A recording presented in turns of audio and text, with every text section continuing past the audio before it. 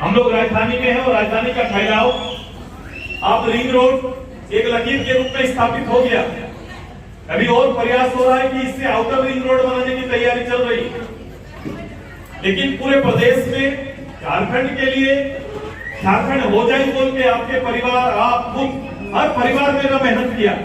हर परिवार का जीवन का एक लक्ष्य था कि बिहार से हम लोग हटकर अपने प्रदेश, अपनी परंपरा, अपनी संस्कृति के बीच में अपने नेतृत्व में जीने का अवसर हमें प्राप्त हो। शायद इतनी बड़ा लड़ाई का सबसे बड़ा उद्देश्य था। आज 22-23 साल पार हो गया, सरकारें आई, सरकारें गई, नई सरकारें बनी, लेकिन सरकार चलते चलते आप देखे होंगे परिवर्तन कार्यक्रम चलेगा, देश चलेगा, देश में सरकारी रहेंगे तो कार्यक्रम चलेगा, विकास होगा। लेकिन विकास का अनुपात मेरे जीवन में कितना फर्क पैदा कर रहा है और कितना समय ले रहा है, ये बहुमूल्य चीज है। हमने इसी को ध्यान में रखते हुए गांव गणराज्य के लिए 101 गांव नामकों में है, मुझे बताया गया। अब 101 गांव में आज भी इसी शहर के हिस्से में गांव में जाइएगा तो उसको राजधानी में होने का बोध नहीं है कि मैं एक राज्य का राजधानी में हूँ। इसका किसी स्तर पर उसको बोध नहीं है, उसको विश्वास नहीं है, उसको वो नेतृत्व और सुविधा प्राप्त नहीं है। ये कारण क्या है? पंचायती राज व्यवस्था आया, मैंने कोशिश की पंचायती राज व्यवस्था आए, पंचायती राज व्यवस्था हुआ, लंबे समय के बाद पंचायती राज व्यवस्था हुआ, उसमें मेरी कोशिश हुई कि सबसे ज्यादा महिलाओं को जगह दिया जाए और पहली बार रिजर्वेशन को 33% से बढ़ाकर 50% करके ये सुनिश्चित करने का काम किया। ये बात पहली बार हुआ कि कामकाजी महिला जो चूल्हा चौकी से बाहर निकलकर पहली बार भूकट से निकलकर एक जिम्मेदारी का बोध हुआ। 500 की आबादी में एक वार्ड मेंबर, 5000 की आबादी में एक मुखिया, 5000 की आबादी में एक पंचायत सेवक, 50,000 की आबादी में एक जिला परिषद जीत के आते हैं। ये लीडर बढ़ा, नेतृत्व बढ़ा, लेकिन नेतृत्व बढ़ने के बाद हमने कोशिश किया कि गांव के अंदर संगठन को, महिलाओं को एकत्रित करते हुए स्वयं सहायता समूह के माध्यम से उनमें जागृति लाते हुए एक सोशल बैंक और सोशल इकोनॉमी को हम लोग कितना ज्यादा मजबूत कर सकते हैं, इसकी कोशिश हुई। उसी का परिणाम संजीवनी और फिर एनआरएलएम के रूप में आपके यहाँ पर काम कर रहा है। सभी जगहों पर एक कम से कम हमने गांव के अंदर में एक साधारण परिवार में आज के दिन में इस कार्यक्रम के माध्यम से एक भरोसा दिया है। जहां आपका एक समय ऐसा था कि बैंक में जाकर खाता खोलना मुश्किल होता था, कि बैंक में आप समूह बनाकर चले जाइए, बैंक कर्मी को इंटरेस्ट नहीं रहता था, कोई उसके लिए जरूरी नहीं समझा जाता था कि मैं महिलाओं को खाता खोलूं, ये हो नहीं पाता था। लेकिन देखो खाता खुला, आप आगे बढ़े, संगठित हुए। आपके यहाँ पर सरकार द्वारा पूंजी के रूप में समय समय पर 15,000, 10,000 का एक सामूहिक रूप से आपके यहाँ पर पूंजी के लिए एक राशि भुगतान हुआ एसएचजी में। इसका परिणाम क्या हुआ? 5-5, 10-10 रुपया रख के इसका परिणाम सबसे ज्यादा आज के दिन में कोई बदलाव लाया है गांव के अंदर में। गरीब से गरीब परिवार में भरोसा दिया है तो एनआरएलएम दिया है, आपका समूह दिया है। ये कैसे बोलेंगे भैया, कैसे? तो ये ऐसे संभव हुआ है कि गांव के अंदर में 5,000, 10,000 रुपया मांगना, किसी से सहयोग लेना बहुत मुश्किल था। बैंक आपको लोन नहीं देता था। आपके घर में आपात, रात बिरात आपात, अपने बच्चा का, परिवार का, हॉस्पिटल का सेवा, पढ़ाई के लिए जरूरत, शादी ब्याह का खर्चा, कभी भी किसी तरह का खर्च के लिए आपको किसी न किसी से उधारी लेना पड़ता था। अब ये चीज बदला है और ये संभव हुआ है कि आज के दिन में कोई गरीब परिवार, कोई दीदी परिवार ये इच्छा करे कि मुझे कल अपनी बेटी के एडमिशन के लिए 20,000 रुपया चाहिए, कल मुझे हॉस्पिटल के लिए 25,000 रुपया चाहिए, तो एक टाइम समूह में जाकर ग्राम संगठन में वो 20-25,000 रुपया 1% ब्याज में प्राप्त कर सकता है। ऐसा संभव होता है। ये क्रांतिकारी बदलाव है, ये बहुत बड़ा बदलाव हुआ। आज भी बैंक का इंटरेस्ट, आप जाएंगे बैंक का इंटरेस्ट तो 9% से 11% है। आप सीधे तौर पर आप अपने बच्चों का जो पढ़ाई के लिए गवर्नमेंट को देना है, पढ़ाई का लोन बच्चों को नहीं मिलता है। आगे की पढ़ाई का लोन के लिए वो बच्चा तरसते रहता है, लोन नहीं मिल पाता है। लेकिन कम से कम ये सुविधा आपको प्राप्त हुआ। ये कौन किया? एक कार्यक्रम ने खुद से आपने तैयार किया। कार्यक्रम हम लोग ने बनाया, लेकिन ये तैयारी आपका खुद का है। कि आपने ये साबित कर दिया कि विदाउट लोन कोई गिरवी रखे। मैं तो हमेशा बोलता था कि जमीन धन क्या है आपका, या तो जमीन या गहना, ये दो चीज आपको कहीं ना कहीं गिरवी रखना पड़ता था। लेकिन आज किसी गांव में किसी साहूकार के यहाँ पर हमारा मां बहन का न जमीन गिरवी रह रहा है परिवार का, न हमारा गहना गिरवी रह रहा है। ये ताकत और ये क्षमता हम लोगों ने तैयार किया।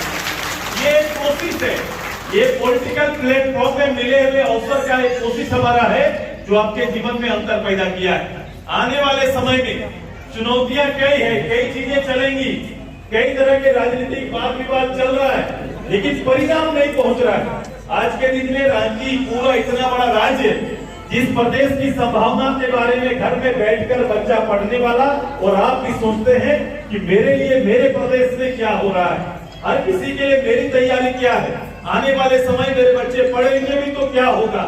सबसे पहले सबसे ज्यादा नुकसान हम सबसे ज्यादा गांव के आदिवासी, हमारा परिवार, हमारा एसटी एससी ओबीसी परिवार को सबसे ज्यादा नुकसान हो रहा है। आप बोलेंगे भैया कैसे नुकसान हो रहा है? मिलने वाले केवल सुविधा मात्र से, मिलने वाले क्रेडिट से, मिलने वाले सरकार के कल्याण विभाग का कुछ योजना से हम इतना बड़ा परिवार को उभार नहीं सकते। आप हमारे उभारने का जो तरीका है उसको सरकार को बदलना पड़ेगा, और ये इसलिए नहीं हो पा रहा है, और मुझे जनरेशन कमजोर करने का तैयारी हो रहा है। आज के दिन में कोई भी कमजोर प्रदेश या राज्य आगे तब बढ़ा है जिस प्रदेश में शिक्षा का बेहतर सुविधा लोगों को दिया गया और हेल्थ का ज्यादा ध्यान दिया गया, वो प्रदेश आगे बढ़ा है।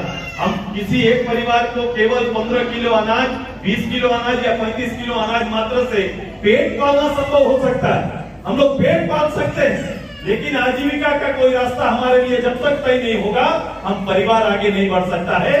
ये निश्चित ये है कि गरीब का बेटा गरीब और उसका बेटा गरीब बनेगा, ये निश्चय किया हुआ है। वो यही गांव में तैयारी होता है। गांव में क्या खोजते हैं? लाल कार्ड नहीं, लाल कार्ड नहीं। मेरा बाप को भी लाल कार्ड था, मुझे भी लाल कार्ड होना चाहिए, और बेटा भी पढ़ाई नहीं होगा तो बेटा को भी लाल कार्ड चाहिए। तो पूंजी हो गया मेरा कि 35 किलो अनाज खाली मिलेगा। क्या इसी के लिए राज्य? क्या ही मेरा तैयारी है? यही राज्य की तैयारी है, यही हमारा पॉलिटिक्स है, और इसी पॉलिटिक्स को आगे बढ़ाने के लिए हम सब मिलकर क्या काम कर रहे हैं? हमारी तैयारी जनरेशन ग्रोथ का होना चाहिए। पूरा हमारा जनरेशन आगे ग्रोथ करे, और उसकी तैयारी स्कूल से शुरू होता है। जब मेरे बच्चों के लिए बेहतर विद्यालय होगा, विद्यालय में टीचर होंगे, तब जाके ये संभव हो पाएगा। लेकिन आज के दिन में इसी नाम को राजधानी के अंदर आप निकल के देख लो तो आप मिडिल स्कूल 1 to 5 स्कूल में एक पारा टीचर मिलेंगे। 1 to 5 जहां चल रहा है, पढ़ाई कौन कर रहा है? सरकारी विद्यालय में किसके बच्चे पढ़ते हैं? सरकारी विद्यालय में एसटी एससी ओबीसी का ही बच्चा आपको मिलेगा, कोई दूसरा बच्चा आपको नहीं मिलेगा। मिलेगा क्या कोई दूसरा बच्चा? कोई दूसरा बच्चा आपको नहीं मिलेगा। 1% की दूसरा बच्चा आपको वहां नहीं मिलेगा। अब बताओ, वहां टीचर ना देना, वहां टीचर का ना होना सबसे बड़ा अपराध शुरू हो जाता है कि हमारे साथ जनरेशन ग्रोथ करने में बाधा आ रहा है। अब जो बच्चा प्रारंभिक विद्यालय में टीचर नहीं रहेगा तो वो विद्यालय खिचड़ी विद्यालय हम लोग बोलते हैं। क्या बोलते हैं? वो बच्चों को खाली रोक के रखना है। यदि सरकार क्या करती है कि बच्चे रुके रहे, खाली ध्यान उसका बच्चों को इस विद्यालय में रोकने का है। माँ बाप तो काम करने चले जाते हैं, लेकिन विद्यालय में ये सोचकर कि बेटा स्कूल गया, बेटी स्कूल गई, लेकिन 1 to 5 में पढ़ाई नहीं देखेंगे। वो पास स्कूल, फिर 8 तक में भी खिचड़ी चल रहा है, और 10 तक का पास स्कूल कर दिया गया है। पास स्कूल मतलब कोई फेल नहीं करेगा। आज के दिन में आगे आपके समय डर रहता था कि फेल कर जाएंगे, घर आएंगे, बाबा क्या बोलेंगे, माँ क्या बोलेगी, भैया क्या बोलेंगे। ये पहले डर था हम लोग को, लेकिन आजकल डर है क्या? नहीं है। जब बिना पढ़े ही पास हो रहे हैं तो पढ़ने की क्या जरूरत है? ये बिना कंपटीशन में इसको डाल दिया। कहीं ना कहीं हमारा ग्रोथ, हमारा जो डेवलपमेंट होना चाहिए पढ़ाई में, जो ज्ञान हमें प्राप्त होना चाहिए, उससे हम लोग वंचित रह जा रहे हैं। और ये वंचित किसको कर रहे हैं? इस राज्य का मूल लोगों को वंचित करने का काम किया जा रहा है, और ये एक षड्यंत्र है। आज के दिन में देखो, मैट्रिक जो बच्चे आपके पास कर गए, मैट्रिक जितना बच्चा पास किया इंटर के लिए, उतना हमारा +2 विद्यालय है क्या? सरकार का पढ़ाई का चेहरे नहीं है। अगर सब बच्चा बोले कि हम इंटर में एडमिशन लेंगे, 11th में एडमिशन लेंगे, तो हमारे पास +2 कॉलेज है क्या? उसका है क्या? नहीं है। 10th के बाद आधा बच्चा लोग का पढ़ाई खत्म हो जाता है, आधा से ज्यादा। 1 से 5 छूटते हैं, 8 तक में फिर कुछ छूटते हैं, 10 तक में कुछ छूटते हैं, फिर आगे का पढ़ाई में छूटते चले जाते हैं। इसलिए हमारा पढ़ाई पहला तो कमजोर होता है, और हम पूरा पढ़ाई भी नहीं कर पाते हैं। मान लो हम पढ़ भी लिए, इसी तरह से बिना पास स्कूल से जाकर हम इंटर भी कर लिए, ग्रेजुएशन भी कर लिए, तो क्या मेरा बेटा बेटी कोई कंपटीशन के लायक हो पाएगा? हो पाएगा क्या? कोई सरकार का वैकेंसी भी निकल जाए, टीचर का निकले, सिपाही का निकले, वो पूरा कर पाएगा परीक्षा? नहीं। तो कोई बड़ा परीक्षा ना कोई बड़ा विद्यालय के लिए जा पाएगा, महाविद्यालय में ना वो चुनौती स्वीकार का हो पाएगा, ना कि कोई हमारा टीचर्स के लिए भी अपने आप को तैयार कर पाएगा। किसी भी के लिए जब काबिलियत बहुत जरूरी है। सरकार का काम है कि वो वैकेंसी निकाले, 90,000 टीचर की बहाली जल्द से करे, लेकिन इसके साथ साथ भी हमारे गांव में एक बड़ा वर्ग जो अछूता रह गया, इसके लिए भी प्लान करना पड़ेगा, तब जाके हमारा परिवार आगे जाएगा। हमारा काम ज्यादा सोशल रहता है। मैं पॉलिटिकल काम जरूर करता हूं, लेकिन मेरी चिंता आप है, क्योंकि यदि रांची आगे बढ़ भी गया, स्मार्ट सिटी बन भी गया, तो हमारा क्या?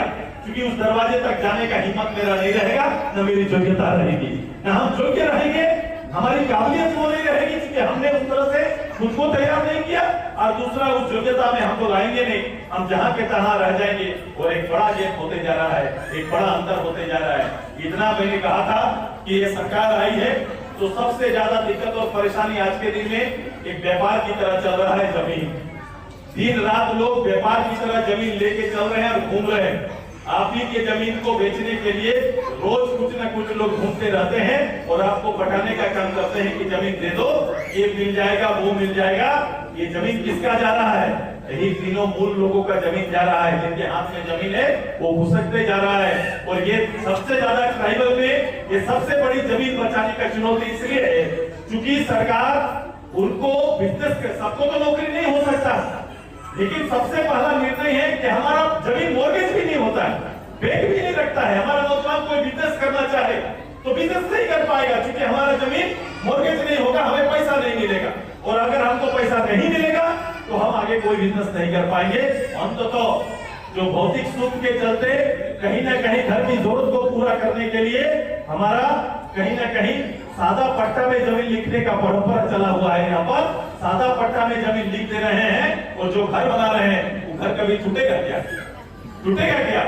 वो संबंध इस रूप से बन जा रहा है और वो कभी टूटेगा नहीं। और कहीं ना कहीं हमारा जमीन घटते जा रहा है। हम जमीन से भी जा रहे हैं, हम रोजगार से भी जा रहे हैं, हम सारी जरूरतों से जा रहे हैं। मेरी तैयारी न केवल इस विधानसभा और विधानसभा में विजय का, उससे पहले समाज को जगाना सबसे बड़ा चुनौती है कि समाज को जगाना